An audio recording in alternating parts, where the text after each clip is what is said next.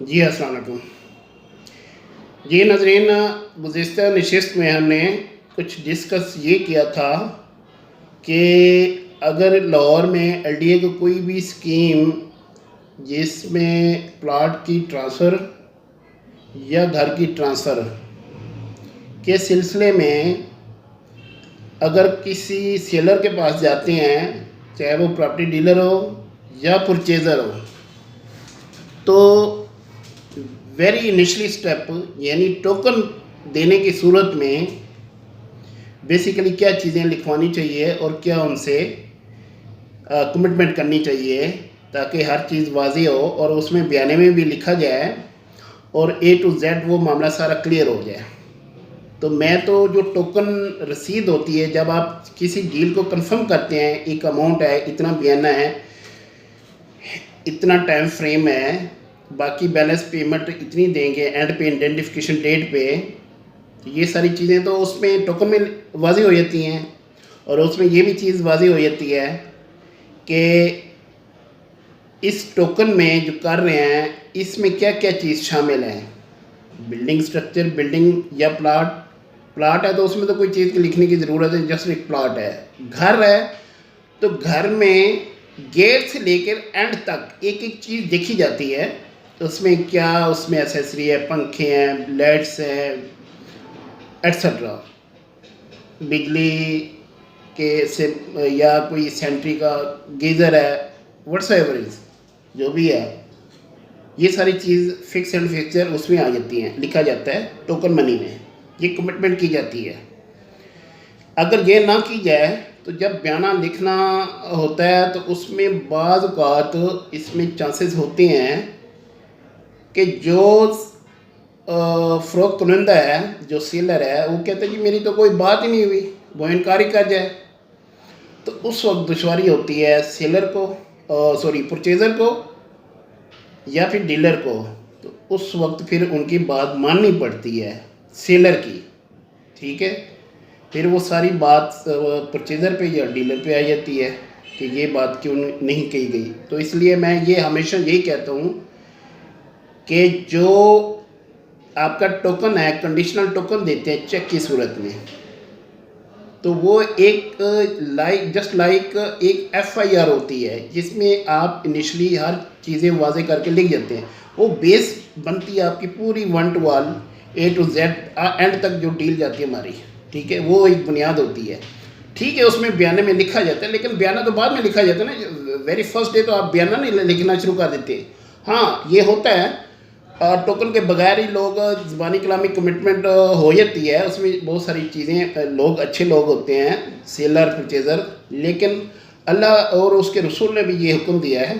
कि जो चीज़ तुम कहो उसको तहरीरी सूरत में लेके आओ, ठीक है। और आज ये 14 सदियाँ गुजर गई हैं, आज इंसान को इस चीज़ का अदराक हुआ है, समझ आई है कि वाकई ये हक़ सच है और इसमें बहुत सारे माशरे में मसले मसाइल दूर हो जाते हैं जो चीज़ लिखी होती है। अच्छा, इसमें ये टोकन रसीद हो गई, ये सारे मामला मैंने आपको बता दिया, वाज़ेह कर दिया, ये लिखना ज़रूरी है। आगे इसमें क्या क्या चीज़ें शामिल करनी चाहिए, डॉक्यूमेंट लेने ज़रूरी है। सिंगल बंदा होता है, उसकी डॉक्यूमेंट 2-4 डॉक्यूमेंट होते हैं, इसकी ट्रांसफ़र है, कंप्लीशन है, उसकी क्या रजिस्ट्री है, या वो प्लॉट मर्ज नहीं है एलडीए में, अगर मर्ज होना है तो पहले क्यों नहीं हुआ, वगैरह वगैरह। वो प्लॉट एग्जेम्प्टेड है या अलॉटी प्लॉट है, ये देखा जाता है। अच्छा, गार्डन में ख़ास तौर पे यहाँ पे मैं आपको बता दूँ, यहाँ पे बहुत सारे प्लॉट ऐसे हैं जिनकी एग्जेम्पशन कैंसिल हुई, एलडीए ने कैंसिल की है और उसकी एक केस चल रहा है, प्रोसीडिंग चल रही है कोर्ट में। तो वो एलडीए में जो है ना, एलडीए उसको प्रसू कर रहा है वो कैंसलेशन की वजह से कि क्यों कैंसिल हुए हैं। तो यही जानना भी ज़रूरी है कि ये अगर एग्जेम्प्टेड हुआ है, प्लॉट एग्जेम्प्टेड है, तो ये किस वजह से हुआ है, ठीक है। अच्छा, इसमें ये सिंगल जो ओनरशिप है घर की, उसमें तो एक चीज़ वाज़ेह हो जाती है कि ये भी सिंगल ओनर है, ठीक है। उसमें आप ट्रांसफ़र लेटर, कंप्लीशन, मैप, ये चीज़ें देखते हैं। एनओसी इसके बाद का मामला है। अगर ये सारे डॉक्यूमेंट हैं तो वो बेस करता है फिर बाद में एनओसी, उसकी ज़िम्मेदारी है फ़रोख्त कुनंदा की। तो वो जो आपकी वेरी फर्स्ट डे जब आप टोकन करते हैं तो उसकी कमिटमेंट हो जाती है आपकी परचेज़र के साथ, जी ये इतना बयाना ये इतने टाइम में आपको मैं ये एनओसी लेके दूंगा। लेकिन ये प्रैक्टिकल सर ऑन ग्राउंड ये हुआ है कि यहाँ पे एलडीए अगर कोई 3 महीने आपका टाइम होता है परचेज़र के साथ, तो ज़रूरी नहीं है कि वो 3 महीने में आपको एनओसी मिल जाए। मेरा अपना पर्सनल एक्सपीरियंस ये है कि इसमें 8 महीने 9 महीने 10 साल भी लग जाता है, 8 महीने 9 महीने साल लग जाता है, 6 महीने लग जाते हैं, साल से कहीं ज़्यादा भी अरसा लग जाता है। इसमें बहुत सारे मुख्तलिफ शुबे हैं। ख़ास तौर पे ये जब इसकी रजिस्ट्री के लिए ख़ास तौर पे ये जाता है ज़िला कचहरी या कैंट जो भी मुतलका इसका रजिस्ट्रार ऑफिस है, वहाँ पे ये प्रोसेस जो है ना ये स्लो इस वजह से है कि इसकी बाज़ रजिस्ट्री नहीं मिलती, पुरानी से पुरानी रजिस्ट्री एलडीए। बल्कि मैंने ये केस मैंने फेस किया है, एलडीए ने कहा जी ये पार्टीशन से पहले की एक रजिस्ट्री है वो भी ले आए, तो ज़ाहिर है वो एलडीए के पार्टीशन प्री पार्टीशन पाकिस्तान वो रजिस्ट्री नहीं मिली, तो उसका फिर ज़ाहिर है कोर्ट के ज़रिए ऑर्डर लिया, वो सारा मामला क्लियर हुआ। तो नाजरीन ये चीज़ें जानना ज़रूरी हैं। ये सारे डॉक्यूमेंट तो सिंगल ओनरशिप के लिए तो बहुत आसान है। अब इसके बाद हम आते हैं कि इनहेरिटेंस प्रॉपर्टी। इनहेरिटेंस प्रॉपर्टी यानी कि वालदा फोत हो गई और बाप ज़िंदा है, वालदा के नाम पे थी, या बाप फोत हो गया बाप के नाम पे थी, तो आगे ज़ाहिर है उसकी औलाद कितनी है, कितने बहन भाई हैं, वो वरासत ट्रांसफ़र होती है। इसमें ये ज़रा देख लेते हैं कि इसमें जो डिसीज़ पर्सन है जो फोत हो गया है, आया कि उसकी डेथ सर्टिफिकेट मौजूद है। अच्छा ये चीज़ें उस वक्त पूछी जाती हैं जब आप टोकन देने लगते हैं। टोकन देने के दौरान टोकन हैंड ओवर करने से पहले आप ये चीज़ कंफर्म कर लें, उनसे डॉक्यूमेंट अपने फ़ाइल अपने सामने मंगवाएं टेबल पे। देखें जी ठीक है जी ये आदमी फोत हो गया, इसके नाम पे ये प्रॉपर्टी थी, आपने इसकी वो डिग्री ली है कोर्ट से, आपने इसका लेटर प्लेस किया उधर एलडीए में, डिग्री इशू की ट्रांसफ़र दोबारा हुई है, हो गई है, क्लियर हो गया है, नहीं हुआ। अब वो ज़ाहिर है ज़्यादातर लोगों को इस चीज़ का इल्म नहीं होता, और ख़ास तौर पे जो डीलर हज़रात हैं या परचेज़र है उनके लिए ये जानना बहुत ज़रूरी है कि वो ये देखें कि सबसे पहले पूरी फ़ाइल अपने सामने रखें, ओरिजिनल फ़ाइल, ठीक है, ओरिजिनल फ़ाइल में क्या क्या डॉक्यूमेंट लगे हुए हैं, और वालदैन की वाकई उनकी शनाख्ती कार्ड की कॉपी, उनके ट्रांसफ़र लेटर, कंप्लीशन एवरीथिंग उनके नाम पे हैं। फिर अगर इन्होंने अप्लाई नहीं किया तो उस वक्त ये इनसे पूछें ये हमें ये इनकी डेथ सर्टिफिकेट दें, आप इनका जो शनाख्ती कार्ड की कॉपी दें, और वो जो है ना उनके ये अगर बाद का अच्छा बाद का इसमें ये भी होता है कि एक वालिद होता है, उसकी 2 बीवियाँ होती हैं, एक बीवी से कुछ औलाद होती है, 4 मेंबर होते हैं, 3 मेंबर होते हैं, दूसरी अगर 2 भाई हैं तो एक भाई की एक अलहदा वालदा हुआ है, दूसरी भाई की दूसरी वालदा है, एक भाई से एक वाइफ से उसकी औलाद है, दूसरी से नहीं है। ये थोड़ा सा एक कॉम्प्लिकेशन प्रोसीजर भी आ जाता है, इसमें समझना ज़रूरी होता है कि विरासत में ये पीछे किस किस के नाम पे हैं। अच्छा जो फोत हो गया उस वो एक वाइफ थी, उसके आगे जो बच्चे हैं ये उनके वाकई बच्चे हैं, या जो फोत हो गया बंदा उसकी 2 वाइफ थी, एक सिंगल वाइफ थी। क्योंकि ये मैं इसलिए कह रहा हूँ कि इस प्रोसेस से मैं गुजर चुका हूँ, तो मैं अपना एक्सपीरियंस आपसे शेयर कर रहा हूँ। ये जानना बहुत ज़रूरी है क्योंकि इसमें आगे चल के कॉम्प्लिकेशन होती हैं, एक लंबी बहस है। अब ज़ाहिर है मैं तो लॉयर के साथ काफ़ी डिस्कशन कर चुका इस पर, और यहाँ तक भी गया हूँ कि इसका शरई फतवा लेने के लिए वो भी लेके आया। लेकिन एक ये चीज़ जानना ज़रूरी है सबके लिए कि जो शरन जो हिस्सा शरीयत ने दिया होता है वो वेरी करते हैं एलडीए के ट्रांसफ़र लेटर में जो विरासत में आ रही होती है। ठीक है, लोग इस चीज़ को नहीं मानते क्योंकि हमारा जो कानून है वो इससे मुख्तलिफ है। यानी अगर आप हिस्सा शरन आप डिस्ट्रीब्यूट करते हैं तो वो जो शेयर होता है शरीयत के मुताबिक उसके मुताबिक एलडीए उसको एक्सेप्ट नहीं कर रहा होता। अगर एक्सेप्ट करेगा वो इनकार की बात नहीं कर रहा, एक्सेप्ट नहीं कर रहा होता। और एक्सेप्ट करने के लिए दोबारा फिर आपको वो चीज़ सारे प्रूफ देने पड़ेंगे नए सिरे से कि ये वाकई उनकी ये औलाद है, ये वाइफ है, ये उनकी फादर थे, या जिसके नाम पे भी वो पहले ट्रांसफ़र थी वो फोत हो गया है, उसकी सारी डिटेल देने पड़े, वो आपको साबित करना पड़ेगा। ठीक है, ये एक अलग से एक जरा होगी इस पर, तो ये जानना ज़रूरी है। लेकिन इसमें फिर वहीं पे बात शुरू होती है कि आप जब डील कर रहे होते हैं उसमें आपके लिए ये बहुत ज़रूरी होता है कि इनहेरिटेड जो विरासत में प्रॉपर्टी है उसमें आपके पास कौन से डॉक्यूमेंट्स हैं, कौन कौन सा डॉक्यूमेंट चेक कर रहे हैं, ये चीज़ें जानना ज़रूरी हैं ताकि आगे चल के आपके लिए परेशानी ना हो। इसमें बहुत सारी जो मेंबर्स होते हैं विरासत में, ठीक है, इसमें वो बाज़ औक़ात सभी एग्री होते हैं, बाज़ औक़ात एक मेंबर भी उसमें ज़िद कर जाए छोटी सी मामूली सी बात पे, तो पूरे पूरे केस का सत्यानाश हो जाता है, वो लटकता ही रहता है। तो वो परचेज़र और जो सेलर होता है, वो परचेज़र और जो डीलर होता है वो बेचारे फंस जाते हैं उसमें डील में कि ये हमारे साथ क्या हो गया। तो इसका बुनियादी हल ये है, और इसका वाहिद हल ये है कि फ़र्ज़ करें एक 25-30 मेंबर्स हैं उस विरासत में, तो उसके लिए ये बहुत ज़रूरी है कि वो एक ही बंदा जिस पे वो सारे इत्तेफाक करें, इत्माद करें उस पर, उसको पावर ऑफ टर्नी दे दें रिटन। और पावर ऑफ टर्नी जो है ना वो कोर्ट के ज़रिए उस रजिस्टर हो, उसमें एलडीए में एलडीए उसको एक्सेप्ट करे, ठीक है। उसके बाद फिर वो अपना जो शेयर है वो डिक्लेयर करें कोर्ट से, उसका फिर वो एक ऑर्डर जो कोर्ट इशू करेगा वो एलडीए के लॉयर के साथ, जो कोर्ट का लॉयर होगा या जो भी मुतल्लिका बंदा होगा,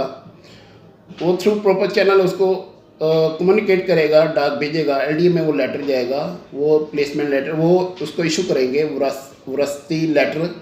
उनके नाम पे डिक्लेयर हो जाएगा। तो ये प्रोसेस तो विरासत में जब ये क्लियर हो जाता है उसके बाद फिर प्रोसेस आता है कि इसकी वेरिफिकेशन सारे डॉक्यूमेंट्स की, उसके बाद फिर ये वेरिफिकेशन यानी कि जिसे एनओसी कहते हैं, ठीक है, नो ऑब्जेक्शन सर्टिफिकेट। तो वो उसके बाद एनओसी का प्रोसेस यानी वो नक्शा पास है, कंप्लीशन हुई है, इसकी रजिस्ट्रियाँ क्लियर हैं, कोई इसमें डिस्प्यूट तो नहीं है, कोई लोन तो नहीं है, वगैरह वगैरह। तो वो एलडीए इस सूरत में फिर एक इश्तिहार भी देता है अखबार में कि कोई अगर किसी को इतराज़ हो तो विदिन 15 डेज़ या 1 मंथ, ये जो भी पीरियड देना एलडीए देता है, अमूमन 15 दिन का होता है, तो उसमें वो डिक्लेयर करते हैं कि इसमें कोई हिस्सेदार तो कोई नहीं है।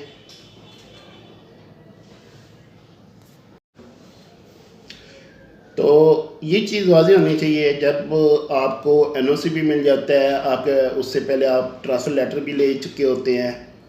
तो ये सारे डॉक्यूमेंट परचेज़र फिर एनओसी लेके उस पर एनओसी को 3 एनओसी देनी पड़ती है उसको, सेलर को, जो फ़रोख्त कुनिंदा है, ये उसकी ज़िम्मेदारी है। एलडी की किसी भी स्कीम में जो फ़रोख्त कुनिंदा है वो 3 किस्म की एनओसी देगा परचेज़र को। नंबर 1 एनओसी यानी तमाम उसकी जो टाइटल है, डॉक्यूमेंट्स हैं, उसकी सारी छानबीन होती है, वेरिफिकेशन होती है, वो जो एनओसी है वो देना पड़ेगा उसको परचेज़र को। एक दूसरा डॉक्यूमेंट जो है एनओसी वो एक्साइज से देना पड़ता है, यानी कि उस प्रॉपर्टी के अगेंस्ट कोई आउटस्टैंडिंग है, यानी कि कोई प्रॉपर्टी टैक्स है, बिजली पानी गैस वगैरह वगैरह, ये सारे बिल क्लियर करके उसको देने पड़ेंगे, सेलर परचेज़र को देगा। और नाज़रीन तीसरी जो एनओसी है वो नादरा की है। तो वहाँ पे जब आप ये सारे डॉक्यूमेंट जमा करते हैं तो यहाँ पे एक इम्पोर्टेंट चीज़ मैं आपको बता दूँ,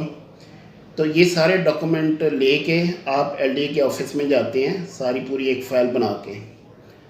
तो नाज़रीन आप वहाँ पे काउंटर पे बैठे होते हैं, जो लोग आपकी फ़ाइल मुकम्मल हो जाती है उसको कहते हैं वेरिफिकेशन रिपोर्ट। तो वो काउंटर एलडी के अंदर 1 विंडो पे वो आपको जब फ़ाइल देखेगा उसके अगेंस्ट आपको एक कागज़ पे लिख के देंगे, नीचे अपने काउंटर साइन करेंगे कि ये इतनी इतनी इसकी स्टाम्प ड्यूटी है, इसकी ये सीवीटी है, इसकी ये कवर्ड एरिया है, इसका ये टीएमए टैक्सेस है, वगैरह वगैरह। तो ये बजाय वसीका नवीस के पास जाने के बजाय आप बहुत ज़रूरी है कि आप एलडीए के ऑफिस से वहाँ से ये कंफर्म करें, लिखवा के आए। उसके बाद आप उसके बाद जो है, जो भी आपका मुतलका कोई वसीका नवीस है, डीलर है, तो उसको देंगे जी ये पैसे आप मुझे कंफर्म करेंगे ये कितने पैसे बनते हैं, वो एक चीज़ टैली हो जाएगी एग्जैक्ट। उससे एक्स्ट्रा चार्जेज जो हैं वो उस पर लेगा सर्विस चार्जेस वसीका नवीस अपनी जो भी रीज़नेबल अमाउंट बनती है, तकरीबन समझें कि एक कनाल के ऊपर वो तकरीबन 8-10 हज़ार लेता है फीसें सारी, वो सारी ड्यूटियाँ वगैरह उसकी ज़िम्मेदारी है। वो आपको आप पैसे उसे देते हैं, शनाख्ती कार्ड की कापियाँ देते हैं, तस्वीरें देते हैं और ये सारे डॉक्यूमेंट आप उनके हवाले करते हैं, तो वो सारी आपको एक उसके अगेंस्ट जो पैसे रकम देंगे तो उसके अगेंस्ट एक रसीद आपको दे देगा, तो वो उसकी ज़िम्मेदारी होगी वसीका नवीस की जो डीलर की, वो जमा करके दे देगा आपको। तो नाजरीन इसके बाद फिर प्रोसेस आता है कि आप ये सेट लेके जो फ़रोख्त कुनंदा है वो अपनी ओरिजिनल शनाख्ती कार्ड की कापी और ये ओरिजिनल डॉक्यूमेंट यानी कि एनओसी वगैरह, ट्रांसफ़र लेटर, जो विरासती ट्रांसफ़र लेटर है, ये चीज़ें लेके वो सबसे पहले वहाँ एलडीए के काउंटर पे जाएगा। वहाँ पे नादरा का एक काउंटर बना हुआ है, वहाँ पे वो थंब से जो है वो वेरीफाई करेंगे उसको और शनाख्त करेगा अपनी, और उसके बाद फिर वो एक प्रिंट निकाल के देंगे। वो उसके बाद वहाँ पे उनका एक काउंटर बना हुआ है बैंक का, वहाँ पे एक फ़ीस जमा आपको डिपॉज़िट करनी पड़ेगी उसी वोचर पे। 3 परत होती हैं, एक परत वो बैंक अपने पास रख लेता है, 2 परत जो होते हैं उनमें से एक परत आपको उसमें दोबारा देना पड़ता है उसको, जहाँ से आपने ये वेरीफाई कराया था अपनी आइडेंटिफिकेशन नादरा से, तो वो दोबारा प्रिंट आउट निकाल के आपको दे देंगे और एक परत आपको अपने पास रखनी पड़ती है। तो नाजरीन ये तीसरी एनओसी का भी प्रोसेस हो गया। उसके बाद फिर ये सारे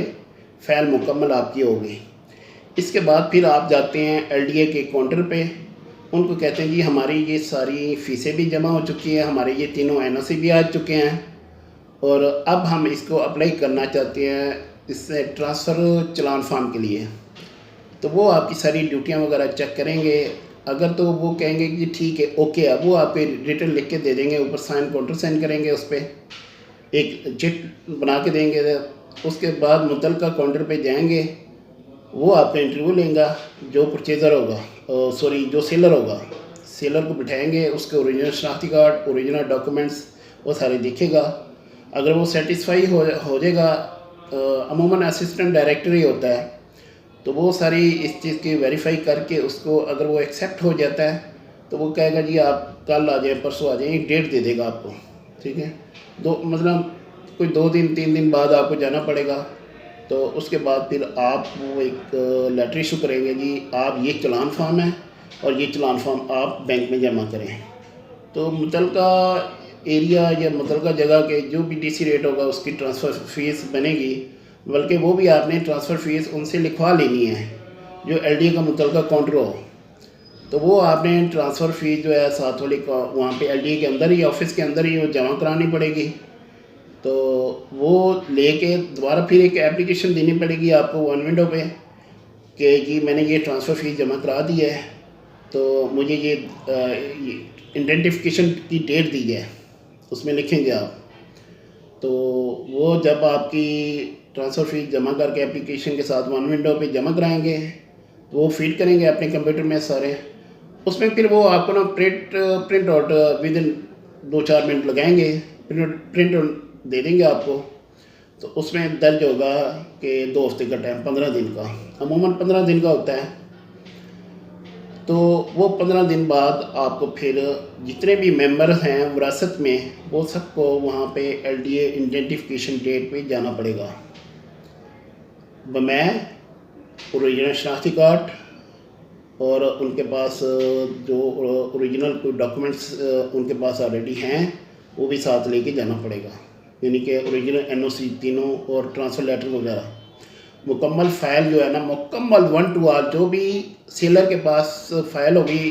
पिछली बैक हिस्ट्री की जो भी डॉक्यूमेंट्स होंगे पूरी मुकम्मल उनको देनी पड़ेगी, क्योंकि इस डेट पे बिल्कुल फाइनल हो जाती है डील आइडेंटिफिकेशन डेट में कि आप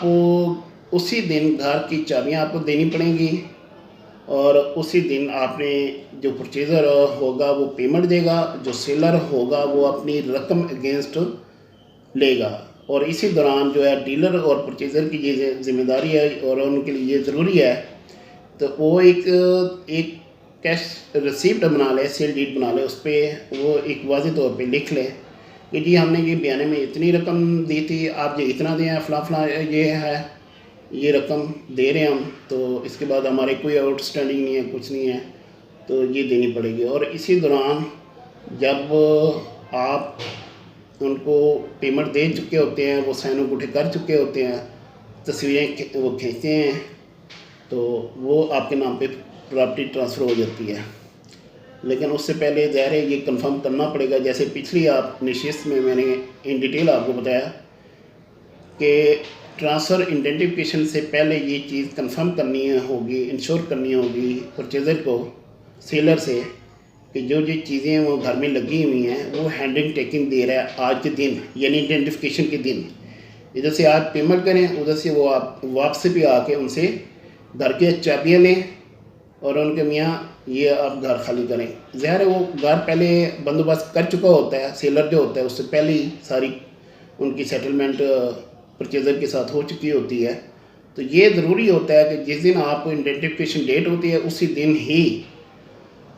आपको घर का कब्ज़ा लेना होता है, ये ज़रूरी होता है। बाज़ वक़्त अगर कोई अंडरस्टैंडिंग परचेज़र के साथ हो जाता है या कोई थोड़ा सा सामान रह जाता है, सेलर कहता है यार मैं कल खाली कर दूँगा, परसों, वो अगर उनके आपस में लोग अच्छे हैं, अंडरस्टैंडिंग हो जाती है तो बहुत ही अच्छा है। वरना ये डीलर की या उसकी ज़िम्मेदारी है परचेज़र की कि जिस दिन वो पेमेंट करें उसी दिन घर पे कब्ज़ा दें और उससे आगे एक्सक्यूज़ ना करें, क्योंकि इसमें ये होता है पिछली हो जाती है कि वो 2-4 दिन 5 दिन हफ्ता मांग लेता है,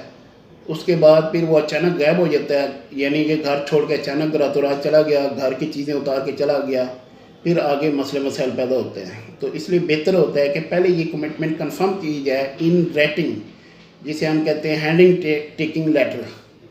एक एफिडेविट की शक्ल होती है परचेज़र और सेलर के दरमियान होती है। सेलर जो होता है वो देखता है एफिडेविट, वो दे रहा होता है, वो ले रहा होता है, दोनों के साइन अंगूठे उसी दिन क्लियर हो जाती है, मामला ये बिल्कुल ट्रांसफ़र हो जाती है अल्लाह। अच्छा, इसके बाद जो है उसके बाद फिर कुछ दिन बाद LDA से वो अपना ट्रांसफ़र लेटर ले लेता है जो परचेज़र होता है, यानी कि कोई 15 दिन का टाइम देता है या 20 दिन का या महीने का, वो उसमें बता देते हैं उस दिन आइडेंटिफिकेशन के दिन बता देता है LDA कि आप ये फ़लाँ दिन आके या इतने दिनों बाद आके आप ट्रांसफ़र लेटर ले जाए। तो इसमें एक एंड पे एक छोटी सी चीज़ रह जाती है कि जो जब आप ट्रांसफ़र करा लेते हैं, सारा प्रोसेस कंप्लीट हो जाता है, तो ट्रांसफ़र से पहले 1-2 दिन पहले आप एक एफिडेविट लिखवा लें उनसे, परचेज़र से। लेकिन अगर ये ना भी लिखवाएं तो कोई बात नहीं, ये जो यूटिलिटी कनेक्शन आपके होते हैं